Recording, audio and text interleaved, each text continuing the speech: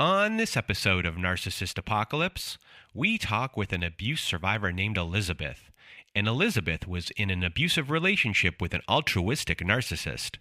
It's a story of emotional abuse, addiction, hoovering, and healing.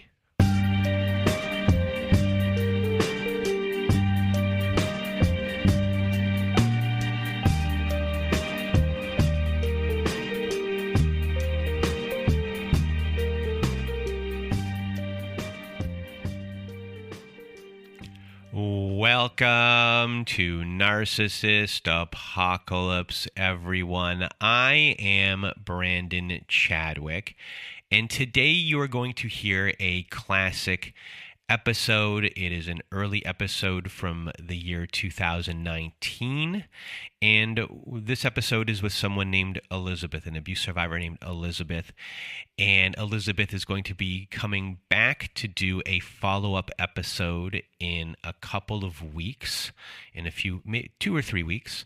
So I thought it was best to put this episode out again for people who have not heard this episode before. And in the history of this show, Elizabeth was an episode where I didn't know if I was going to be putting it out. I was very wary of putting it out because I really didn't know what I was doing at the time when creating this show.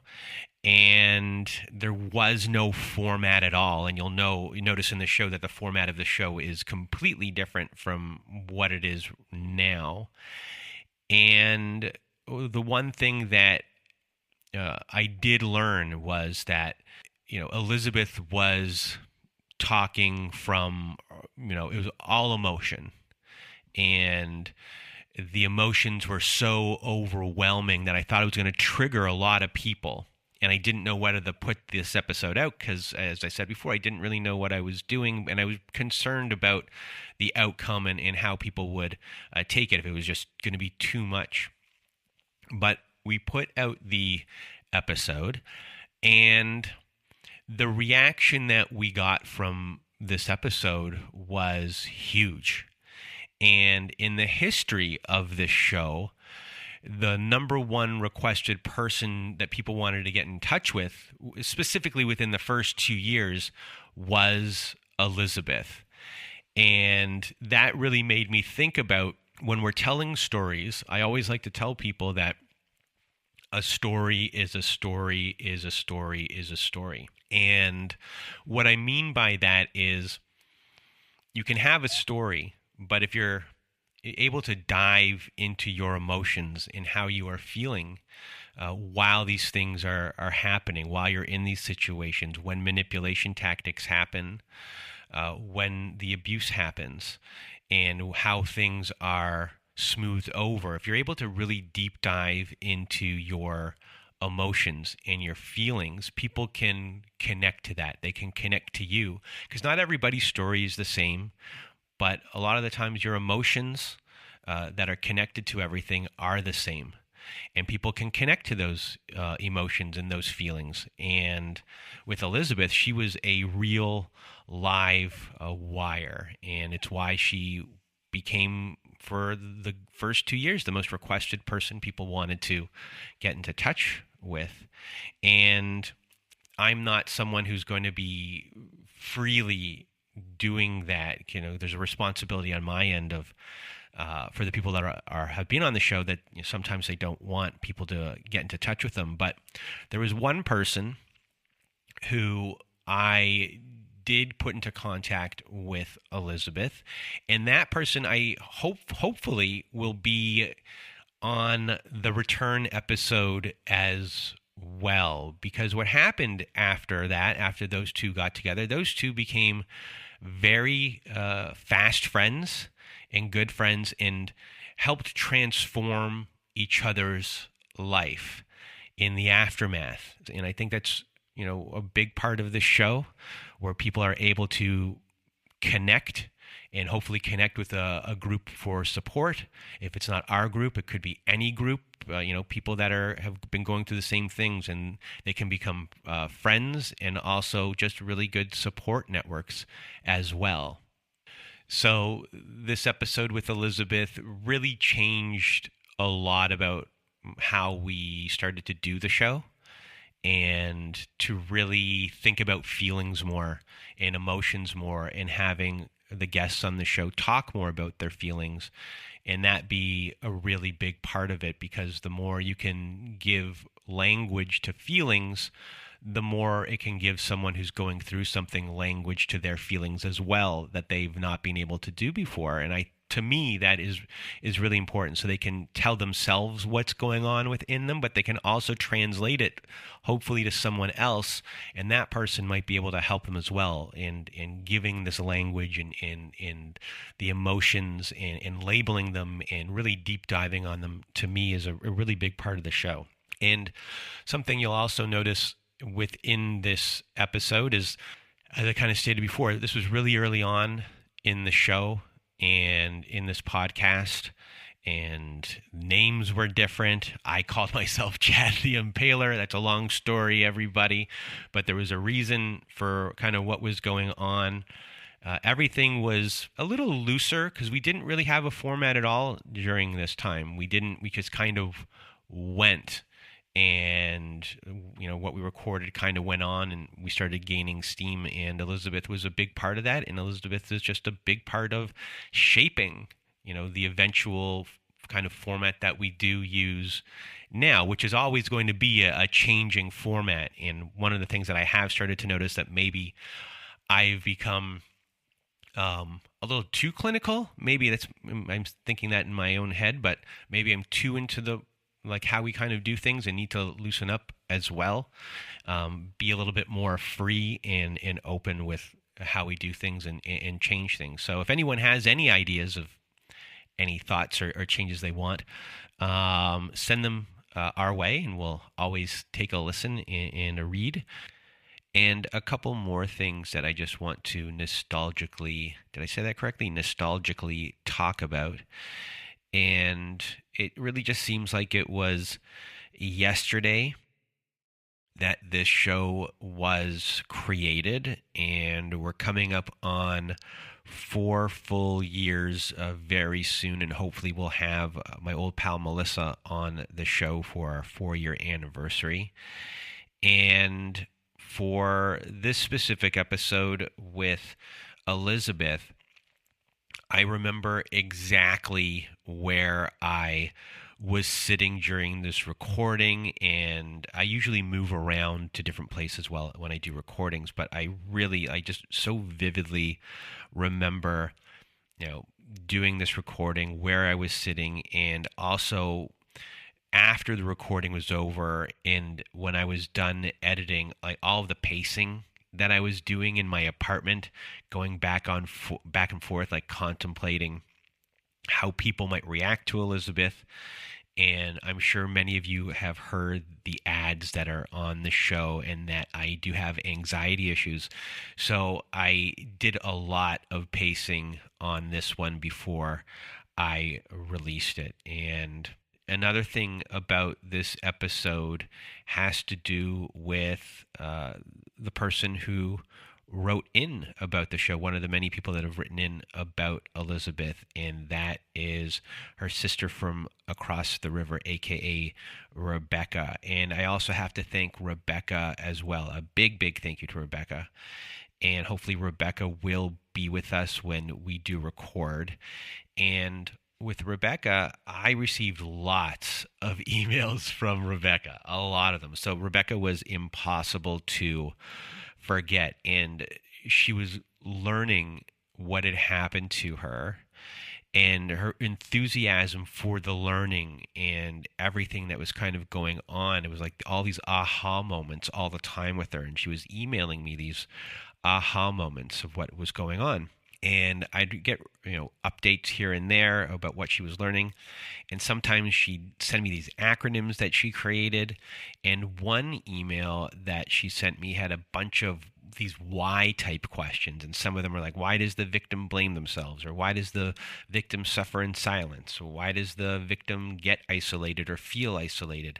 Why is it difficult for the victim to describe or understand what had just happened? So reading these questions from Rebecca, they also had a pretty big influence on me and on the show as far as like what we should be getting the guests or the survivors that are telling their stories to explain. And Rebecca was asking so many questions, and some of those questions ended up being questions that we want to uncover with survivors to help people gain a language. And Rebecca was a big part of that. So I just, remember reading the why email that she had sent me while I was walking across the street. I was at York and University in Toronto while I was walking across the street going north. And I just remember like it was yesterday when I saw that email pop into my email box and I started reading. So I'm really just excited to do a recording with both of them. We're going to be doing it very soon. Hopefully Rebecca will be there. I really, really do hope so. And I can't thank both of them enough for being an influence on me and all of you as well. So, and just a big thank you to both of them for getting back in touch with me recently to be on the show again. So, two more things before we begin this classic episode. And the first thing is that you might notice that the sound is a lot different than it is these days. The sound quality of the show was hit and miss a lot of the time. Sometimes today it can still be hit and miss, but back then with this episode, we did our best to clean up the sound as much as possible. So you might notice that there's a big sound difference when you're going to be hearing this classic episode. And also a big trigger warning for everyone. We're going to be discussing suicidal ideation on multiple occasions during this episode. So a big trigger warning on that. And with all of that out of the way, here is our classic episode with Elizabeth. So thanks to everyone who's tuned in for this episode. With me, I have Elizabeth. How are you? I am good. How are you? I'm great. So thank you for coming on to our show. I know a good chunk of your story, not everything about your story. And for everyone that is listening, this is a very interesting story. So stay tuned to the end. And now I'm just going to get out of my own way and your way, as I always say, and the floor is yours. Thank you. Well, I think that, it's like Mr. Toad's Wild Ride. I'm a college-educated person. I have never had a problem getting relationships. I have always been incredibly confident. And I ended up in a relationship with a person that, believe it or not, we actually, as weird as it sounds, we connected on Facebook because we had a friend in common. This woman was a Broadway producer here in New York City. And unbeknownst to me, of course, we get that little, that thing that pops up and, you share a friend in common, and I have her in such high regard that I ended up connecting with this person. Months and months went by, and somebody would make a posting, and I would make a comment, and just completely innocent. And one day, this person reached out to me, and I didn't think it was weird because we shared somebody in common. And it was the beginning of an absolute nightmare. I invited the devil into my life, and I had absolutely no idea. This was a person that is, I'm going to say semi-famous, completely abused their accomplishments, which really stoked the flames. And again, this is everything I learned only up until the end. But without going into, laboring along, to make a long story short, that famous quote, this person was educated, absolutely handsome, approachable, funny, interesting, and he was a narcissistic sociopath. He turned my life upside down. We got along great. We would laugh and have fun. And, oh, my God, I shared things with him because I was so comfortable.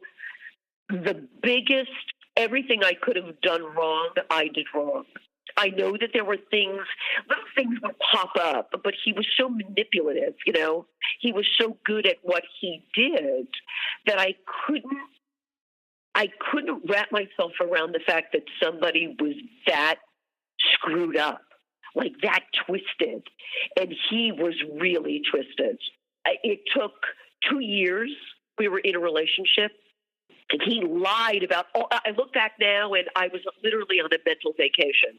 I just completely checked out. But they give you that sense of, this is a great person. Oh my God, we get along great. He's really funny. And I have to say, there were things that he taught me about life, about work, about people that really, truly made sense, that I carry with me every day. And that's the worst part. What were those things? A business, about people, about business, about who I was. I was really good at my job. I'm in the hotel business. He really would say things, and I'm like, holy shit, he's really right. So it was almost like two different people. He would talk about something and put things in perspective, and yet he was crazy and twisted and like completely off the rails. But the hardest part of that is he always echoes in the back of my mind, because I learned some things from him that I would never have learned, because he was smart, because he was a business person. But, I had always, since I was 15, I had a boyfriend. And this is not the usual relationship of breaking up. How I managed it and how I got through it and what I've tried to share with people, this is a death. It is a loss. The man I knew never existed. It was all a lie. He used me. There were other women. I think he probably had about 3 or 4, all on the side. Everybody was on the side. He was constantly volleying back and forth. And his life must be exhausting, because it's always on the run. And the minute you see through them, it starts to break down. They drop you like it's hot, because you see them. They don't want to see themselves. And when you see them, that's when they drop you and they move on, because the new people don't see them. When they manipulate you, I think it's like you just don't know. You can be manipulated for a month, a year, 2 years, 4 years. He could have somebody in his life that he's been manipulating for 5 years. I don't know. But you don't get closure. So my relationship, as crazy as it was, in the end, when it was over, and this was a year ago, last month, he disappeared, and I was devastated. I tried to reach out. He wouldn't get back to me. I didn't understand it. And then everything started to come down. And then I started to put it all together. And I had to educate myself. I had to understand this is what this person was. I had seen red flags. They don't call them that for nothing. But because of who he was, I couldn't believe that he was that poisonous and that toxic. And I think getting through it and managing, and believe me, it's you stumble and you go through the stages of death. It's the same thing. It's the loss, the anger. You're happy. There's an elation. It's just, you're all over the place. And it is the worst feeling. And it is the worst thing I've been through in my entire life.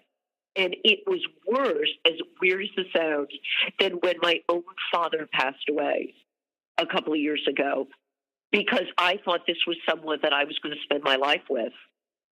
And he just died. He died.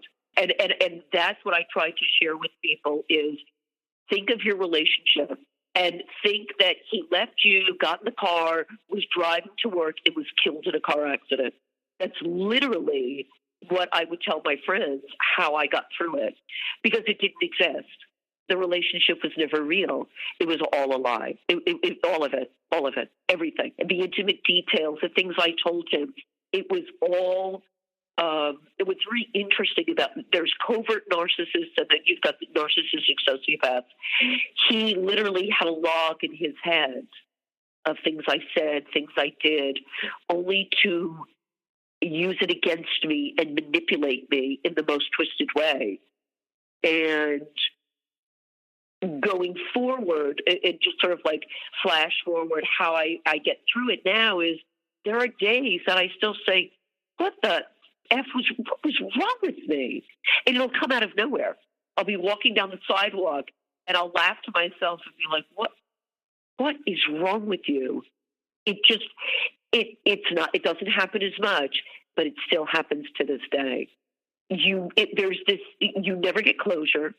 And there's this innate survival factor that you want to call them and be like, see, I'm good. I survived. I don't need you. They don't care.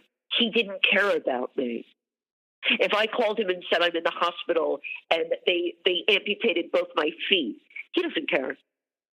You can't get their attention. You can't get their caring because it's not in them. And that's a whole other story, as far as who they are and what happened to them and why they became the way they did. But for anyone who's going through it, you have to claw your way through. I sought help. I went to a therapist because it was too much for me. I didn't share it with my family. My mom liked him. My brother met him. I think the embarrassment, he owes me money. I had to suffer alone for numerous reasons. And I think that the narcissist knows that. They know we're injured and we suffer in silence. Because I've got like two friends that were literally like, where does he live? I'm like, oh my God, I don't want to live with, don't like, what are you going to do to him? They're invincible. They're invincible and they're entitled. Because if you looked at him on social media, you would be like, oh my God, this guy's amazing. Yeah, it's all a trap. That's the trap. It was setting the trap of their accolades and their accomplishments, no matter how small they are. That was the trap for him. What's very interesting about human nature is a lot of people enjoy and like the fact, and especially with social media, because it's very different. If a famous person reacts to a posting or something that you say, a comment, people love that. They feed on that. And for him, it's almost like, psycho overload. He literally he must be, data mining all day long for all intents and purposes. He was a predator. He was a predator, and this was the perfect setup for a predator because you don't know. He looks good on paper. He looks like a nice guy. He was paid to go to schools and talk about bullying. When this was a man who called me a bitch, a piece of shit, and I caught him using my credit card by mistake, joining a dating website. It's beyond anything you can comprehend. And in the end, you want to shout from the rafters what a loser they are, how crazy they are, what they did to you. They can manipulate their way out of that. And I chose not to. I know the truth.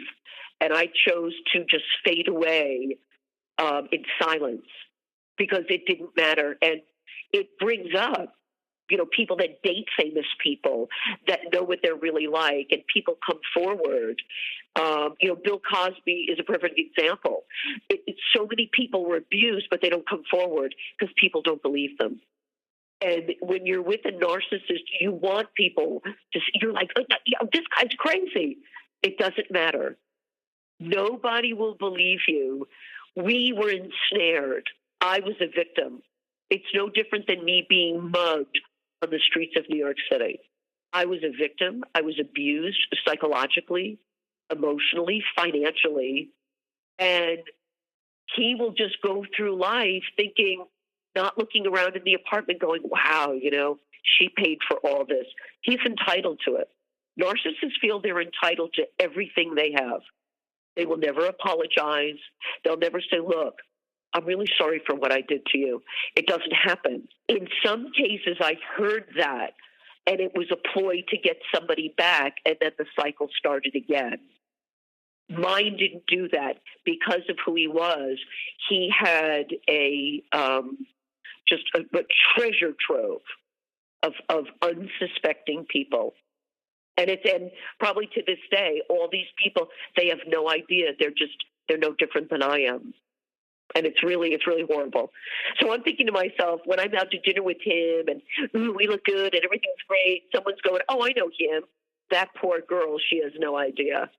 That's what someone was probably saying. And I didn't. And I wouldn't have believed it anyway.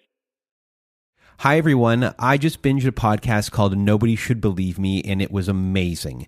And it offers an unprecedented look at Munchausen by proxy, and I think you'll find a lot of similarities within what we share in our show with Nobody Should Believe Me. And the host is Andrea Dunlop, and she served on a committee with top experts in the country. And this podcast goes into the depth and breadth of this topic like no one has before.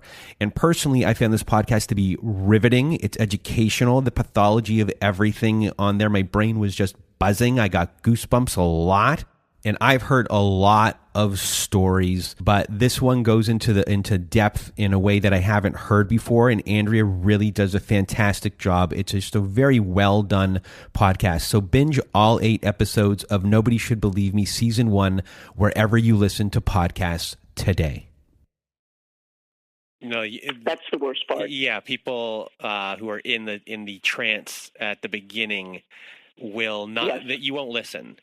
And no. I one of the things that I always that what you said that I find interesting, especially with a gentleman. No, I'm not going to use the word gentleman. Sorry about that.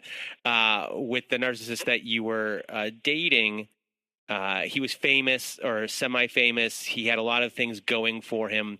So he had this supply that was readily available to him. So when he did discard you and you saw him for what he really was, he didn't come back to you. Whereas I think maybe in other situations when a narcissist might not have the same situation and might not have a backup plan, or nothing is maybe only one person and that person might be, fringe at best or not fully in sync with what's going on. Maybe that's when the hoovering back that other people experience occurs. But yours was Correct. A complete discard. Correct, because he had such a supply. Again, if you looked at him, if you went on social media, you would be like, "Oh my God, look at this guy!" Yeah, a walking nightmare. So his supply was endless. It was endless because it was always somebody going, "Oh, he played professional football. Oh, he's good looking. Oh, and he's responding to me. He's liking my posts." Or, blah, blah, blah. And that's what happens. That's what happens for him. It's literally a kid in a candy store. And I served my purpose. And it is horrible. It is a horrible feeling. It is a horrible feeling. And I have to tell you something. I was a model when I was younger. I've never had a problem dating. I had a successful career, and I took the train to visit my mom one day. And I sat on that train, and I thought, how am I going to move on? How I can't do this. My life fell apart, and I thought about taking my own life. That's a horrible. I'm sorry. It's a horrible feeling. But I couldn't. It's abuse. It is abuse to the worst core, and it's a death. And the only way to get through it is to say, my relationship was real. It was real to me, and he used me, and he took what he could, and I had no idea. And it almost pushed me to the point of taking my own life because I thought, how am I going to move forward? But it was all a lie, all of it. And I clawed my way through. And you have to get help whether it's antidepressants, a psychiatrist. If you don't have the money, call a suicide hotline. You have to get help.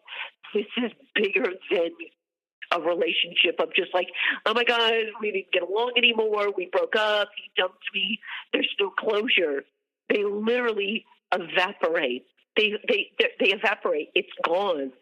And we are one of many that they've done this to before us and after us. But I have to tell you, it was the darkest days, because this man took everything from me, everything. And they do that to a lot of people: financial ruin, manipulation of friends, family, alienation. He didn't alienate me because I had my own life going on. I'm not a kid, but it is tragic and it is devastating. And for anybody who is in it, it is more than you can handle emotionally. And it is PTSD.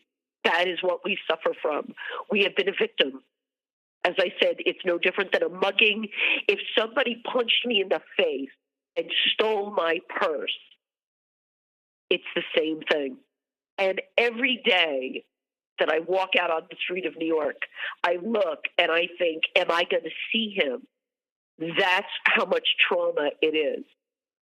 So when all of this happened and it ended, when did you recognize what had gone on and were able to put a name on it? And when that happened, how did your life unfold from there? I think that in the relationship, I thought, man, there's something wrong with this guy. And I remember reading about it. I knew what a narcissist was. A narcissistic sociopath, yeah, it sounds like a serial killer. I had an idea when we were together, but I let it go because I couldn't fully understand what the control they had and what they did. And listen, if you caught them with a dead body, they could talk their way out of it. That's how good they are. So I thought, oh God, he can't be that bad. So I knew something wasn't right, but I didn't think it was to that degree, because they can talk their way out of it. It's when you have the hard facts. It's the hard facts. And two things happened in the end. I was living in the Cayman Islands at the time for work, and I came home to New York. We had an apartment together at that time.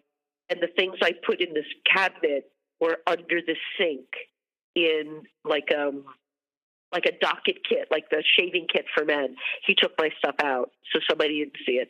So we had somebody in the apartment, and he had used my credit card inadvertently to join a dating site, and he tried to talk his way out of that.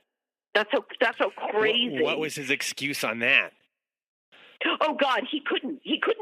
Well, that's when he ghosted me. I caught him. The mask was off. The jig was up.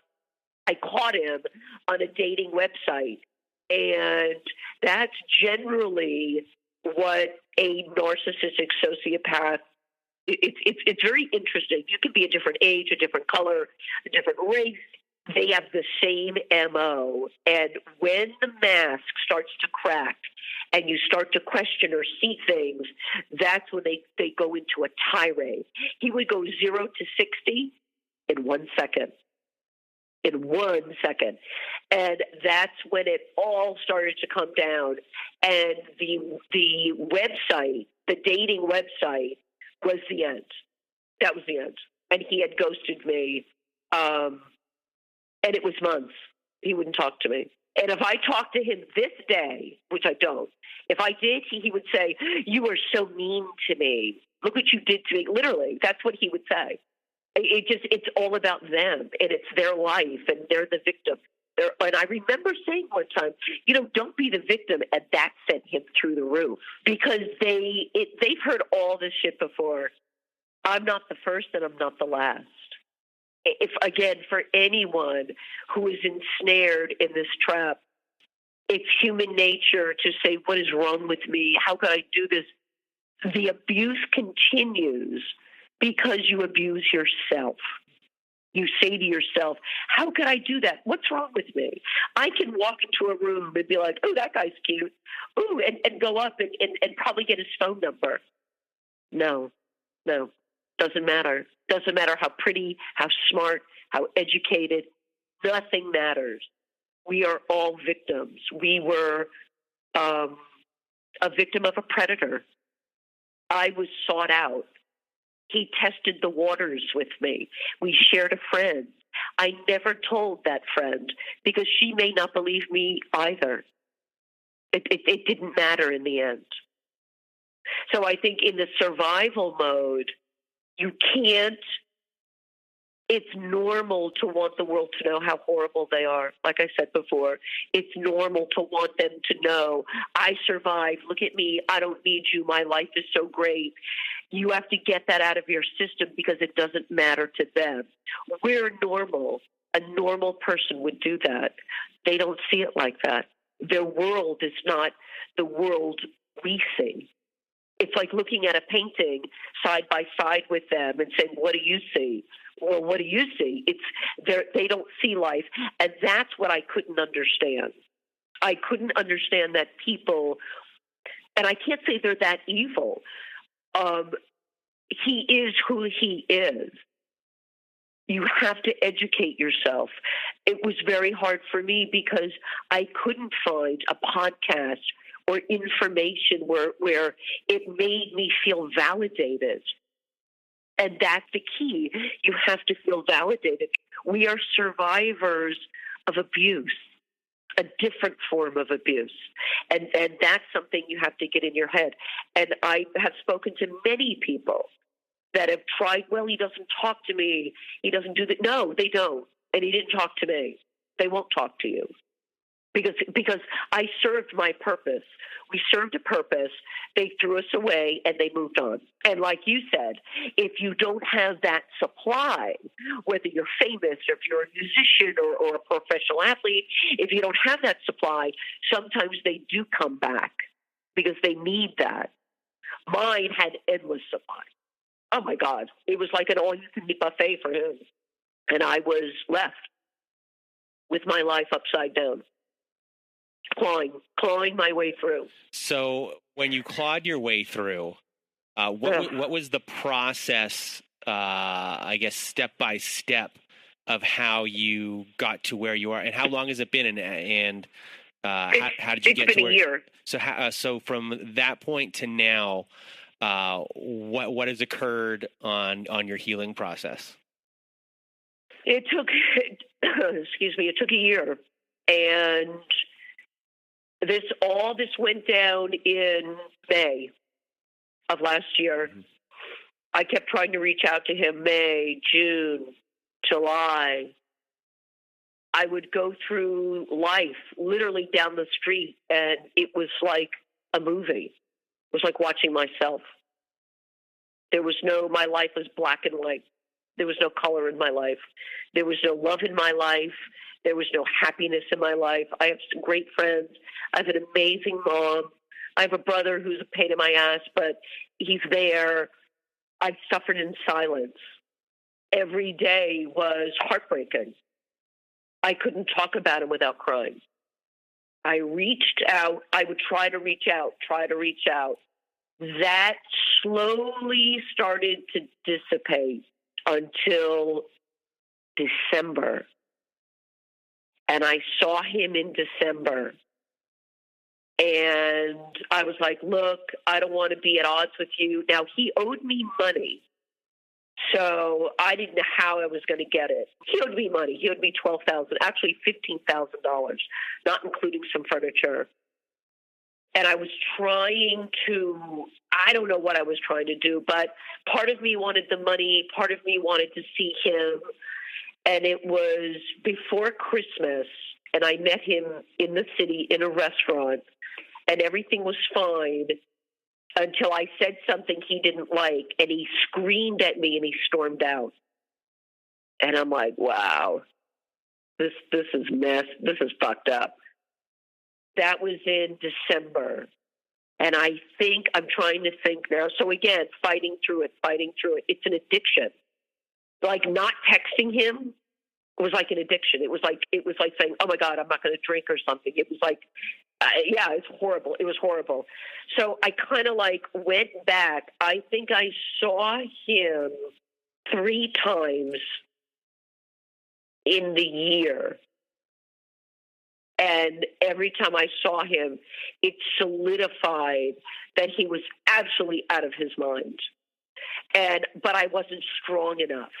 So if I saw him, I was stronger. And I'm trying to think now, maybe I even saw him twice.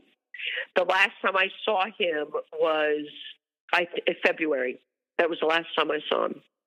And I knew that he was crazy. And again, it's like you have to go back and back and back until you can't take it anymore.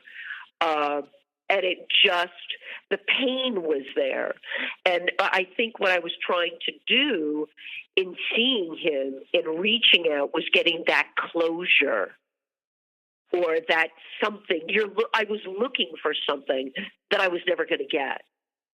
And the last time I saw him, that second time, I think it was twice, that was the end. And then I'd be good for like a month or 2 months. And then I would be in so much pain, I would reach out. I'd be like, "Hey, I hope you're okay." It was all about me. Am I okay? And I don't know why you do it, but you try to reach out to them. I can't say it was the wrong thing because it's what got it sort of like vesseled me through. It was like it sort of rode me through how I got through it. But to this day, there isn't a day that goes by and I'm like, "Oh, what is wrong with you?" And then it's a fleeting thought. He was the first thing that I would think about in the morning and the last thing I would think about at night. It was exhausting. And just by the grace of God, I reached out when I thought I should. I never follow him on social media. I blocked him. He's blocked now, so I know he can't call me. I would go to bed and be like, "Oh, is he going to call me?" And I'd look at my phone and he didn't call me, and it was twice as bad. You have to block them and know that they're not going to call you. It's like coming off of drugs. I think it must be like withdrawal for a heroin addict, because that's what it is. It's an amazing relationship that was fake, that ended abruptly, and you're left standing there going, "What was that?" Yeah, as I've discussed with other people in other previous episodes, it is a drug. It's you were given a drug. It's like a love addiction type drug at the beginning, Yep. And then once that drug is in you, then your body craves it. And if you try to go cold, if you're then given the cold turkey, you have withdrawal. And sometimes you need that fix. You try to get that fix, and now it seemed like you were slowly weaning yourself off of it. Correct. Yeah. Correct. Weaning. That's exactly what I was doing. And and what happens with them and the psychology of these nut jobs is and again, I think it's in varying degrees. The less supply, the more attention they may place on you. Man, this guy, I can't imagine. Hundreds. He could have hundreds for all I know. It's all smoke and mirrors, all of it. I think there was some major, major trauma there. And then the success of who he was, I think there was a lot behind the scenes that I didn't know about. But you don't know. Yeah, like some people fall in love with the idea of somebody and not the person. He was also loved the idea of himself in a sense. Yes. I have a question for you. Sure. In your healing process and everything that had gone on, what was the biggest thing that I guess you once took pleasure in that was taken away from you? And in that process, have you been able to reclaim that, or are you still struggling with that? I still struggle with that. He was my companion. We would walk into a restaurant and people would stop and look. We looked great together. We would laugh. We would be sitting there laughing when other people would be having dinner and, proper, and they looked miserable. And we loved food, and we would be talking about all kinds of stuff, laughing and talking. I never had a problem with him. He was the problem. He created a problem out of nothing. I do not date. I have not dated. I'm getting to a point where it would be nice, but for me, dating backfires because I look around and I'm like, there isn't anyone here I would even think about dating nor be attracted to, and then I would think about him. So you have to be very, very careful. For me, I was not ready. I am getting ready.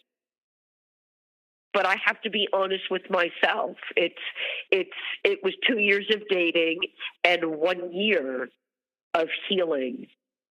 And I don't think that ever goes away. Now that I'm leaving New York City, which I have an amazing opportunity, doing something I love to do, I won't be here. And I don't have to look over my shoulder anymore. And I have to tell you something. It's a relief for me. I think you always will carry it with you. And even if I met Mr. Wonderful tomorrow, he will always be in the back of my mind because it's abuse. I was a victim. I was a victim of someone. And the next wonderful, amazing man that I meet, I will have to share that story. Because you are hesitant, you're injured, you're broken. You are broken and injured. And it could take me another year. I don't know. It could take me another month. I was trying to fill that void with doing other things and just, not dating or sleeping around. That's something else also have to remember. They don't care about you. So if they know you have a boyfriend or girlfriend, whatever the story is, they don't care. They don't want you back because you're with someone else. Not in my situation, because he had a plethora, a bevy of chicks. So it just didn't matter. If you're with someone or was with someone that didn't have a supply that was literally endless, you want them to know you're okay. Like, I found someone, I'm good. See, look what you missed. I moved on. It's a waste of energy. People will do it anyway, but they don't care. They're not like, oh my God, I can't believe what I did to you. I'm so sorry. Let's make this happen. I'll try again. Mine didn't do that because there was way too much. There was way too much. So as far as closure goes, which you will never get, no, you never get closure. So if he said to me, I hate you, I don't ever want to see you, I'm in love with someone else, you are just a bitch and burn in hell, that would have been easier than vapor. He disappeared. And that's why I treated it like a death. The entire relationship in my mind and the man I remember was killed in a car accident. As far as I'm concerned. When were you able to put it fully into words to someone? You can't, and again, like I said, I had a boyfriend at 15. I'm like, you break up, you move on, it hurts, you move on. I couldn't move forward. I couldn't move forward because the relationship was a lie. It was a mirage. It was fake, and none of it. They are the master at manipulation. It's like walking down the street and seeing an alien fall out of the sky. It is something that you never want to experience. I've never experienced it in my life, and I'm a business person. I have never in my life been exposed to the depth of cruelty and manipulation. It is beyond me. And that's why I made it a point to say, screw this. I need to read, are they born this way? Is it trauma?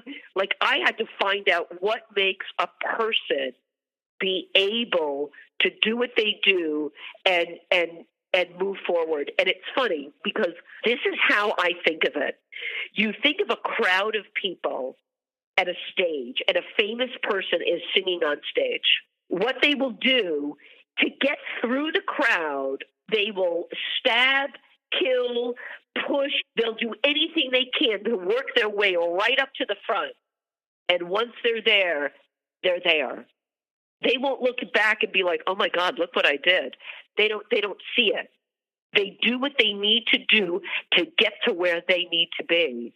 And it doesn't matter how they get there because they don't look back and see what they did is wrong. He told me, you're the devil. He called me the devil. The woman who bought him clothes, who gave him a massage every night for an hour, he would get breakfast in bed. I'm an idiot. That's what I would say. I'm an idiot. No, you know what? I am a loving, caring person who loved and cared the wrong person, and I didn't know it. I didn't know it. I didn't. And to survive, you have to feel, for anybody who is listening to this, it is pain beyond pain. But you know what? If you can't manage it, get help. If you can't talk to family, there are so many walking wounded. I was walking wounded, and I didn't look it. With my expensive clothes and my expensive handbag, and I would walk down the street and be on the verge of tears. I mean, if you can hear, I get emotional because I did it. I walked in it, and I don't know how I got through it. I don't. I clawed my way. I would, people say, oh, time heals. Time couldn't go by fast enough for me. If I could stay in bed and sleep for a year and wake up, all I wanted was all of that to be taken out of my brain because it was too much for me. At a certain point, did you feel, because now you're moving away, at a certain point, did you feel that being where you are, what city you're living in, was constantly re-triggering you? Or oh, yeah. So at what point where did you say to yourself, I can't live here anymore? If I want to heal? Yeah, this was a business opportunity. This is a job opportunity. So the key, and this is very important, you can't run away from them. So taking a job, relocating, going away, that is only temporary because they're in you. They're in your blood. They're in your muscles. They're in your heart. They're in your joints. They're in your hair. They're in you. They've permeated your entire being. This was freedom for me. It was freedom. This opportunity came my way as not me searching for it. It happened. It happened. If it didn't happen, would you have tried to look for something out of town, or would you still have stayed in Europe? No, I didn't. No, I didn't. I was here in the city, and I would just pray to God every day that I didn't run into him. That's a horrible feeling. That's a horrible feeling to have. It's a horrible. 25 years ago, I was in New York City working, and I was holding my handbag, and I had a box, and I was waiting for a ride. I was married at the time, and there was a couple of guys coming up the street. This was on 7th Avenue in New York City in the Garment District, which is down near Madison Square Garden, if anybody knows where that is. And I looked to my left, I looked to my right, and when I looked to the right, these guys purposely ran into me to throw me off guard, to try to take my bag. But what happened was I had gone against the wall and dropped the box, and of course my toilet mouth, I'm like, what the F? And these guys just looked at me, and then they moved on. And a woman stopped, and she helped me. She goes, you know what they were trying to do? And I'm like, yeah, they were trying to take my bag. My husband at the time then pulls up. I get in the car, and I burst into tears. The next day when I came into the city, and a few weeks after that, I felt vulnerable and exposed. And I would look around like, oh my God, who's that? This is how I felt. I hadn't felt that way in 25 years. And every time I walked out the door, I thought, I'm going to see this man, because that's how traumatic it is. No, it's that traumatic. Somebody tried to mug me, take my bag, and this was no different. Somebody took everything from me and then left me on the side of the road, basically. That's what he did. So as we wind down here, I really want to have a follow-up episode with you, maybe like a few months or a couple months after you do your move, to see how that has all affected you, and if certain things have changed, or your if not having the constant worry has helped your process of healing and new things that you've learned. Would you be open to doing something like that? Absolutely. Okay, perfect. I absolutely would. Because I think that if anything, and as odd as this sounds, I lived through it. I know there are people that won't. And I know that people are suffering. If I can share the horrible, bloody, all of it, the carnage of what I went through, if I can share that and help somebody, or at least realign thinking, because I will fall too. I will fall. And I did fall. Not now, it's different. But I got it out of my system. But if I can share what I went through, and if I help one person, then I'm okay with that. Because I made it through. Mm-hmm. I almost didn't. And I think that if I can share my story to help someone, if they listen to this right now and be like, yes, I'm going to do this, I'm going to make it. If I help someone, it makes it worth it for me, because as I said, I didn't make it. Mm-hmm. Today, I really want to thank you for sharing your story. You're brave. You're standing in the face of it. And hopefully for everyone listening out there who's going through the same thing, a very traumatic experience, that you've empowered them to do something about their situation and to take the steps to heal. And I just want to thank you once again for being part of our show. You're welcome. Thank you so much. And again, to anybody out there, if you can't talk to family or friends, you have to seek professional help. This is bigger than we are. You can't do this on your own. Try to get help. So that was our episode with Elizabeth. And once again, I can't thank Elizabeth enough for being our guest in 2019. And it took a long time, but eventually you will hear Elizabeth in a few weeks, maybe 2 weeks, maybe 3 weeks from now, in our follow-up episode with her and the person who eventually got into touch with her through us and how they transformed their lives. So a really big thank you to Elizabeth. I hope you enjoyed that episode. It's not an episode that is, one that we kind of play today as our format has changed, but this was a really important episode for me specifically in learning about, just really listening to someone and just kind of letting them go and listening every step of the way for what they're actually feeling.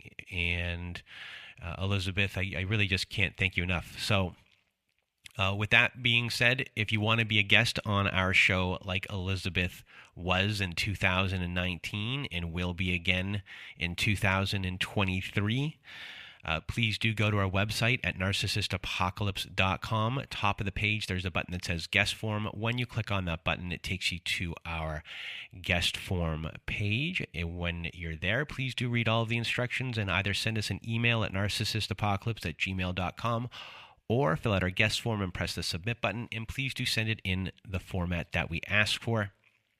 Also, at our website, we have our very own safe social network support group. At the top of the page at narcissistapocalypse.com, there's a button that says support group. When you click on that button, it takes you to our support group. And I've said that a ton of times already now. And inside there, you will find we have Zoom meetings every Wednesday night, every Thursday afternoon, every Saturday night.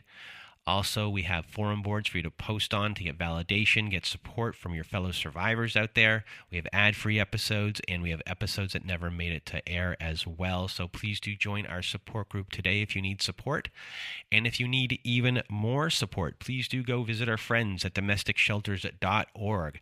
And at domesticshelters.org, you will find articles and resources to help you make sense of what you are dealing with. You will also find every phone number, email address, and website address for every shelter and domestic violence agency. No matter how big or small your town is, it can all be found at domesticshelters.org. And now that is it for our show today. So from myself and Elizabeth, we hope you have a good night.